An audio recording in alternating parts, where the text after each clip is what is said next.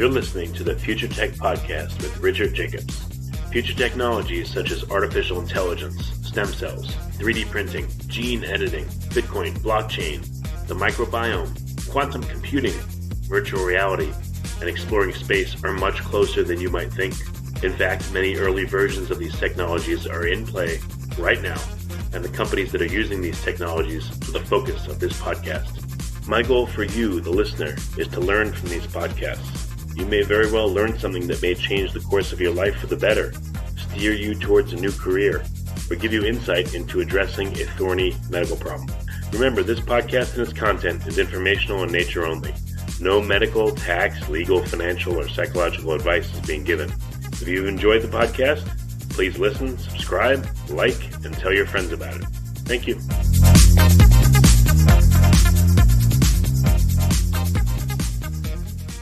Hello, this is Richard Jacobs with the Future Tech Podcast.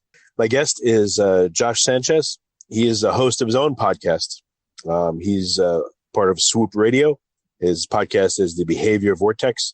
And you may be thinking, why would I have another podcaster on my podcast? Well, just because he's another podcaster doesn't mean he has a lot of great things to say. And I'm looking forward to learning what his experience is. So, Josh, thanks for coming. Yeah, of course. Thank you for having me on. I'm ready to talk about whatever. Swoop Radio is more like a sports and mental health podcast, and Behavior Vortex is a podcast. So whatever you want to talk about, I'm down. Well, I've gotten asked 8 million times why I started my own podcast. So now I get to turn the tables and say, what led you to start these podcasts?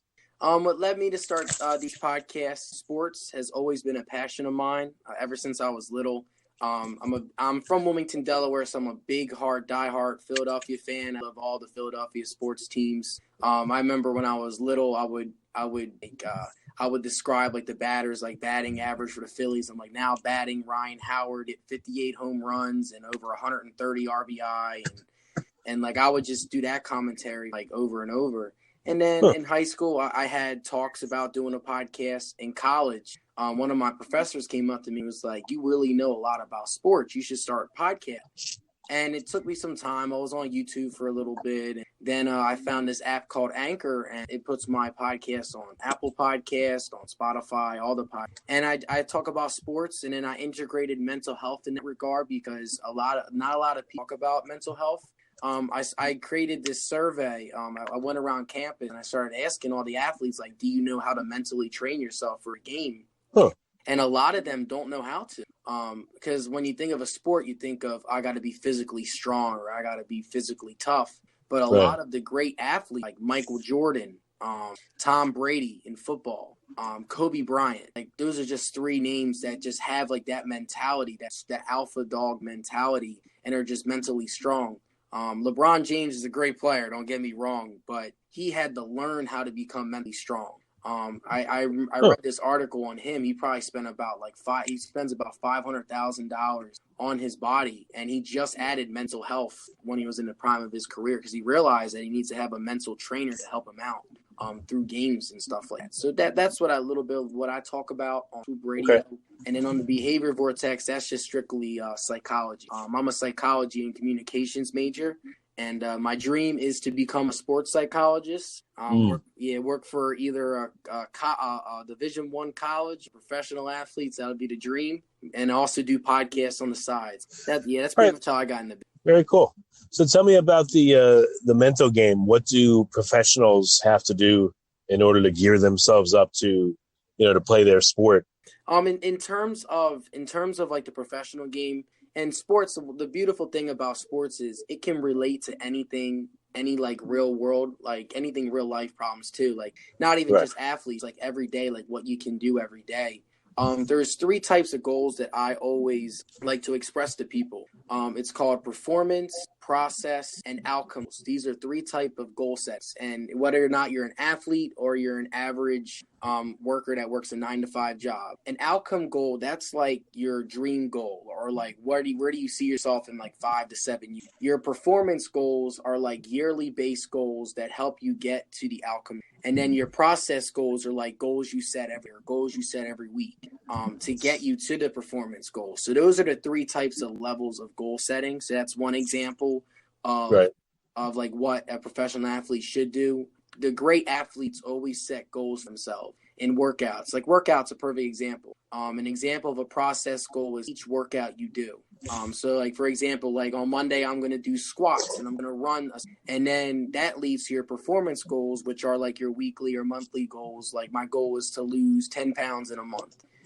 That's like your performance goal. And then your outcome goal could be, I want to lose like 52 years. And then like, that's just an example of how like those are used in workouts, sports, and in life too. And another thing that athletes do is mentally prepare. There's this thing called sports imagery, and I'm just going to call it imagery because it's really fascinating. What you do is like you close your eyes, you take a deep breath, and you visualize yourself doing it at work or whether that's in the sporting realm. Like if you're a basketball player, think you're in a basketball. You close and you visualize what you see. What do you hear? You ask yourself, what do you hear? You hear the crowd roaring. You hear referees blowing whistles. You hear teammates yelling, coaches yelling. And if you're at work, like wherever you work, just picture where you work. Like what do you see? What do you hear?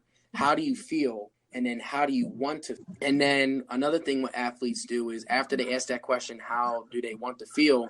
They start shooting, like they start mimicking like their shots and they're mimicking like the reactions that they. So then when that spotlight does happen, they're ready for it. They're mentally just ready. The perfect example is the free throw. The best free throw shooters, they not only do they practice time and time again, but they also visualize themselves and they mentally prepare themselves for the moment. And that's why they incorporate sports imagery into that. So like Stephen Curry, for example, he shoots like 94% career. Wow. Like that's what he does. Yeah. And in practice, that's all, like when he shoots it, he closes his eyes and he visualizes what he does in the moment. And now he drains free throws like it's nothing. What's his, have you heard him interviewed about that process in particular, or other sports figures? Like, have you heard them say what they experience by doing that when they're actually going to take the real shot or perform?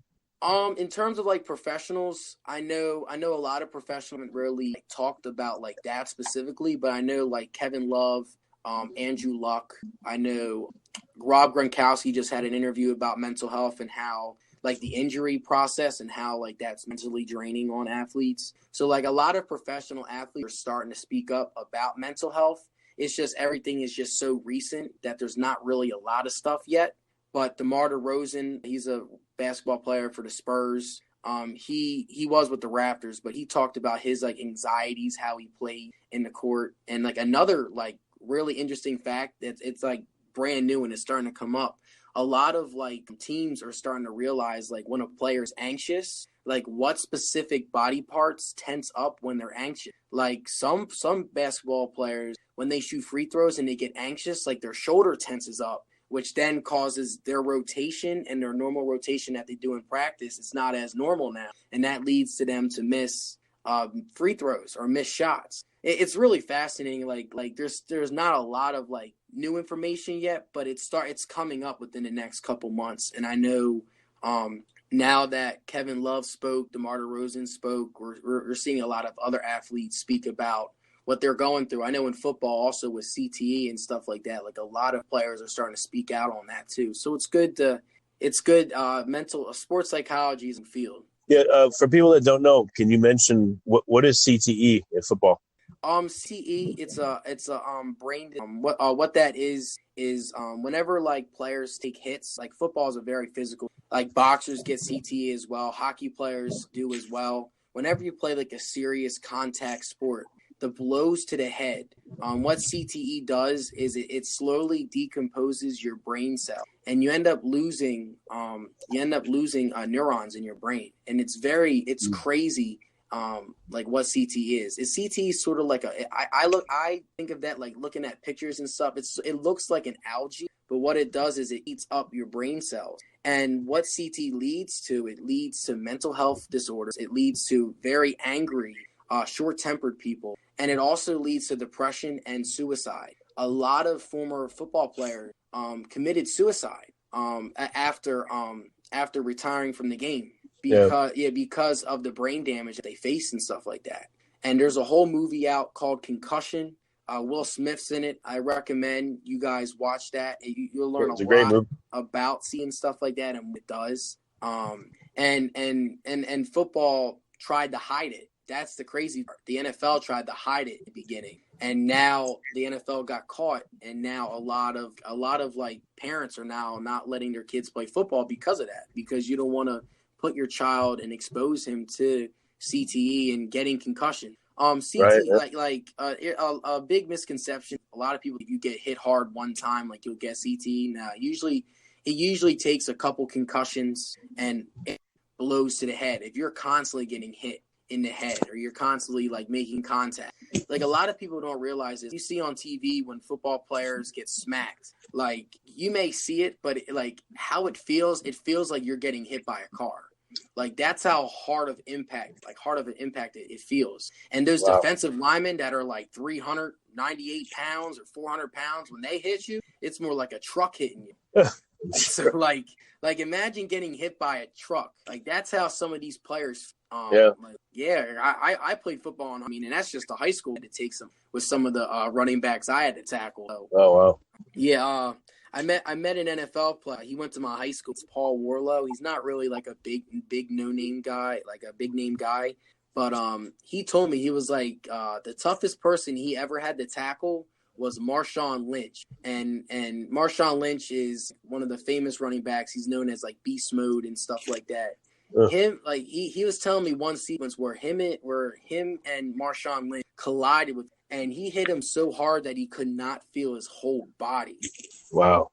And the fact that even happens, like that's not even CTE, that's your whole body. It's terrible. It's crazy. But that's just one of the things about the NFL, and football players know that coming in. So yeah, it's like, you see in the movies these action heroes. Now I know there's no way that any human being could even take a tenth of what they experience. Like, this new movie, Sean Hobbs, came out, and I saw it with my family, and like, I just didn't even like the movie because it was just absurd. There's no way any human being can even begin to take all that injury without being finished. Don't, like, people look at football players, they think they're all tough, but no one's body can take that for long without suffering serious consequences. I don't think people realize that. Yeah, like the running back position, it's like the perfect example. If you play running back, you're getting hit every single play. The average span for a running back in football is 3 years. Wow. And like that's the average. So many people, like the great running backs like Ezekiel Elliott, Saquon Barkley, like Adrian Peterson, like those guys make it look so easy. But the average running back only lasts 3 years. Huh. Yeah, because you got to think about it. You're getting hit in high school, you're getting hit in college, and now you come into the NFL and you get hit again. Your body can only take so much, like you said. Going back to the mental imagery, I don't know if you still play sports professionally or just recreationally, but do you do any mental preparation? And if so, what does that involve? I don't play sports anymore, but what I like to do before each day, I always ask myself, like, how do I feel and how do I want to feel by the end of the day? And that actually helps me a lot with setting goals, with my workouts that I do. I try to work out 3 or 4 times a week anymore. But I know I used when I college did play I played like a rec league baseball for like a year, just to because I missed it so much. I played baseball for 14 years. But I wish that I knew what I knew when I played when I was in high school, because I would have definitely been at one step ahead of everyone else. But I mean, that's just a part of life, and it's a part of like you learning and stuff like that. But in terms of mental preparation, I see a psychologist once a week, and I recommend I recommend everyone to get mental health, at least not like weekly, but if you just go talk to a therapist at least like once a month. Because it really helps. Like it's really good to hear like a third party, like no bias answer, like a person to talk to about like your personal like conflict you go through personal. I used to have a lot of like anger, and I didn't really know how to control that. Like I didn't really know, like I would just be mad, but I never realized like why was I, and going to therapy and stuff like helped me really find out like like you find out a lot about yourself when you go to and I recommend at least going to it at least or twice. So what are some things that you do in your daily or weekly or monthly routine that help you with your mental game? Like give me some examples and what it does for you. Yeah. Obviously, I'll give you everything. What I usually do weekly is I usually on like a Sunday, I will write goals for the week, like how many podcasts I'll do in a week, like how many homework assignments I get done in a week, or like what homework assignments I can get done in a week for school, how many workouts, and I just send like little goals like that. Like if I work, like how much money do I plan to make this week? And I can only control what I can control. So I set like little goals for myself weekly, and then I try to achieve those goals. And obviously I have bigger goals. I want to save a lot of money, because once I'm done school, I want to be able to have enough money so I can move out from my house or like my parents' house and go travel the world and see where my career takes me. So that's like my big outcome goal. But I make little goals weekly, and every day I ask myself, I close my eyes, wake up, and I ask myself, like, how does my body feel? How do I feel? Like some days my body feels like crap because you're just tired from the before. Yeah. And I know like you're a very good sleep expert, so I know I probably did not get enough sleep that night. But yeah, like I always ask myself, Gotcha. how am I feeling, and how do I want to feel at the end of the day? And I try and get to how I feel at the end of the day. That's some like small stuff that I do. Well, what about the goals themselves? I've seen, if you set like super ambitious goals, it could be a deterrent. And if you set them too easy, it just feels like a waste. So how do you dial in the right level for you? Like, what have you experienced? That's a great question. In terms of like goal setting, you kind of learn just through experience. You're going to have moments where you're going to set like way too high of goals for yourself. But during those moments, don't try not to get discouraged by, because you're also learning as well.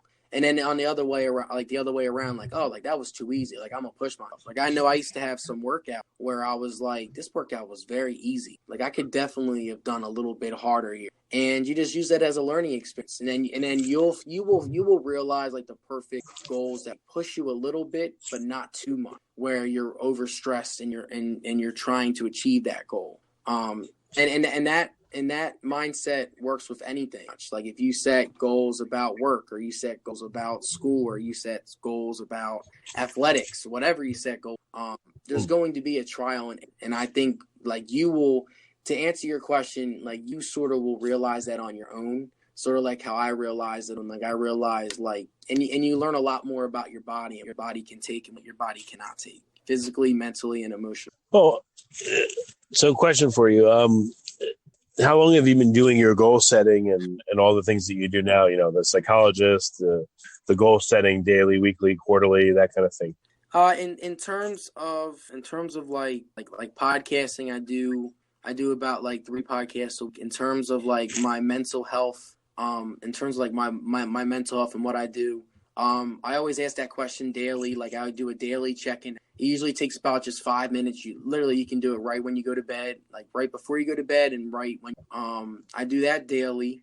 In terms of like psychology and stuff, like I help people from time to time, but not really like a lot, only because I am in school and I don't have my bachelor's yet. I'm trying to get my bachelor's. I have like 9 more months left. And how long I've been doing it? I've been doing psychology in sophomore, and I learned a lot during these past 2 years about myself and about like what I go through. So to answer your question, 2 years total in terms of psychology and stuff. Mental reflection, I've been doing it daily, and I started last year doing that. So yeah.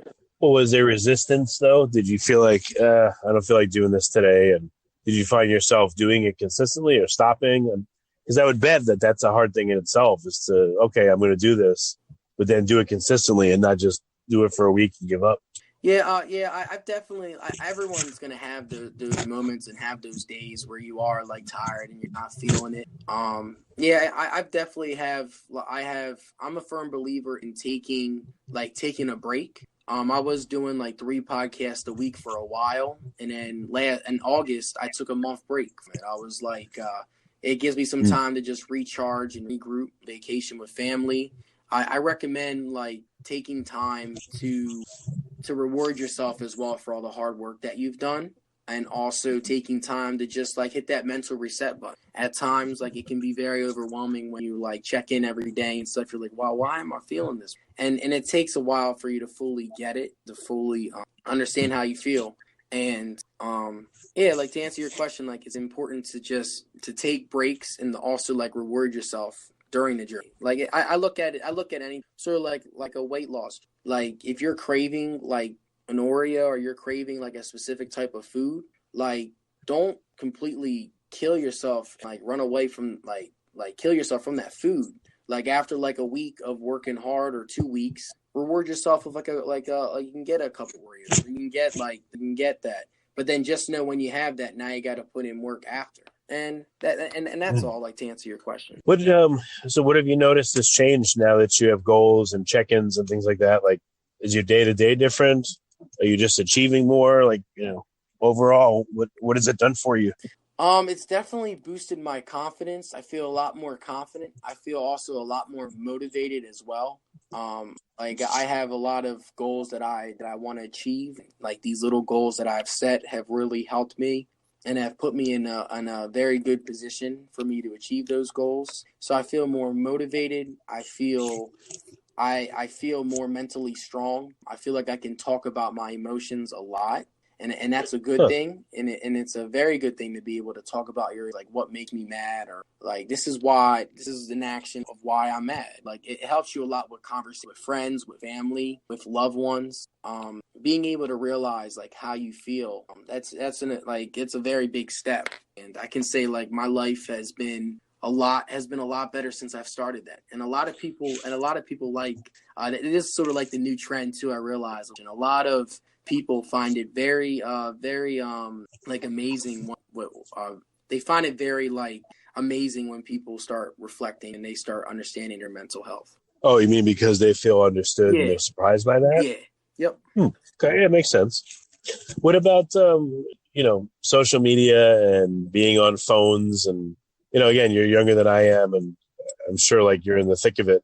So have you reduced the amount of time you spend, on the phone or looking at social media or computers and things like that? Do you do more in-person, face-to-face interactions, or are you still pretty steeped in it? I try and find a balance between the two. I know like I do have days where I am on my phone a lot. That's for like podcasting and like social media networking. But I mean, and other than that, like I usually do a lot of face-to-face conversation. I love talking to people face-to-face, instead of over the phone. I've always been like that since I was little. I will say I've gotten a lot better since I have been like realizing things more, and like, because the cell phone, like, it's awesome. It can help you out with a lot of knowledge and really make you like successful. Like you can know anything. All you can just search Google. You're a Google search away from finding the world.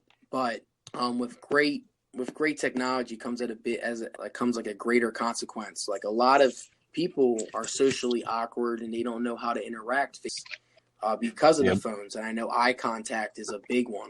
I work with kids in the summer. Like them and eye contact is bad. Like I'm like, this is what you did, and they're not even looking at me. I'm like, so are you not listening? Like I don't like.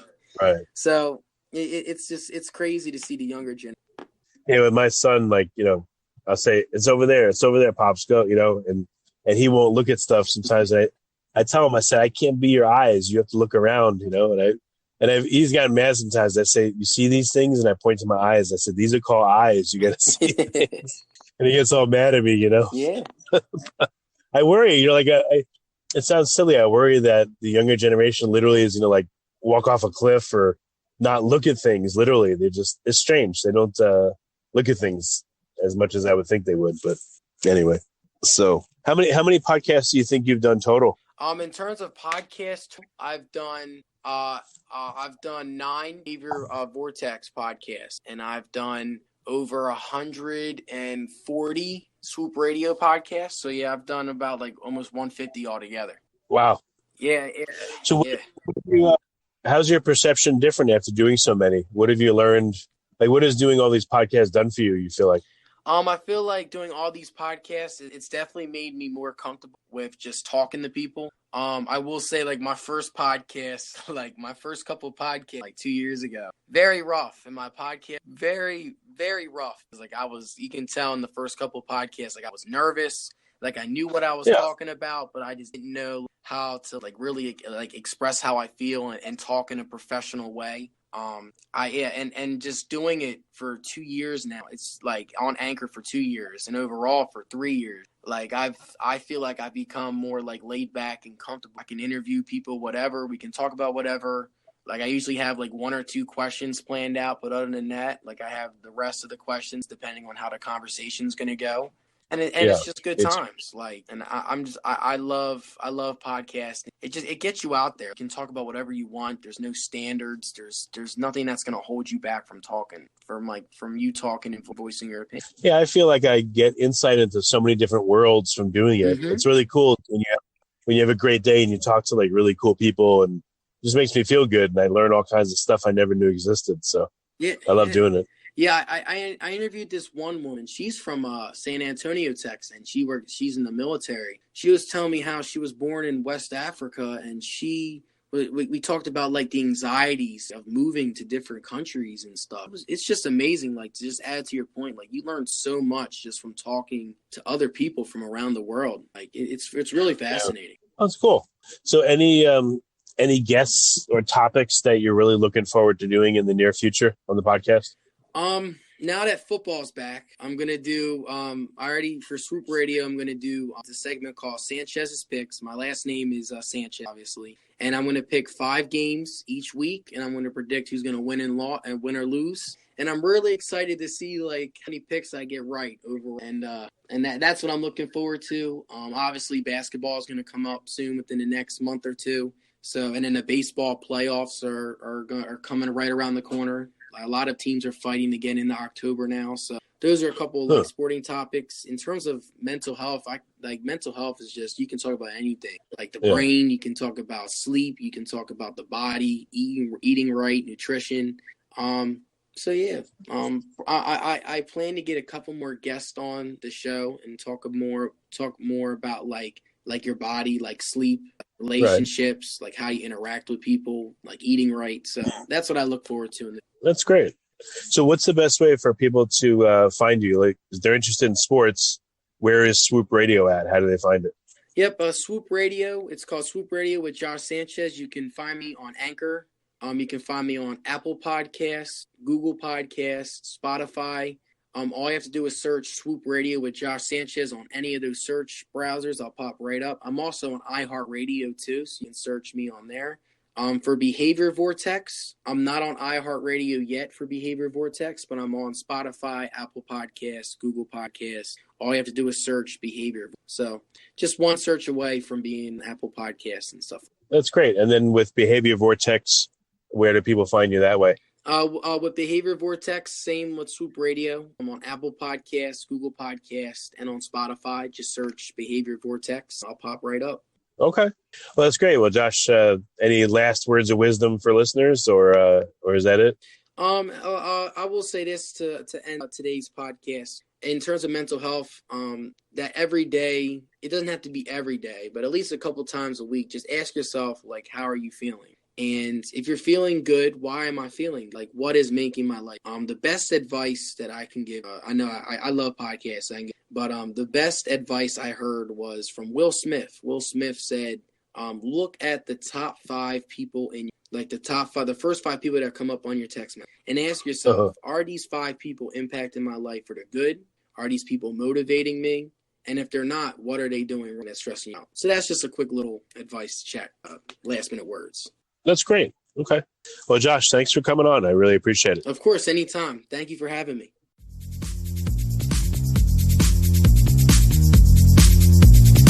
You're listening to the Future Tech Podcast with Richard Jacobs. Future technologies such as artificial intelligence, stem cells, 3D printing, gene editing, Bitcoin, blockchain, the microbiome, quantum computing, virtual reality, and exploring space are much closer than you might think. In fact, many early versions of these technologies are in play right now, and the companies that are using these technologies are the focus of this podcast. My goal for you, the listener, is to learn from these podcasts. You may very well learn something that may change the course of your life for the better, steer you towards a new career, or give you insight into addressing a thorny medical problem. Remember, this podcast and its content is informational in nature only. No medical, tax, legal, financial, or psychological advice is being given.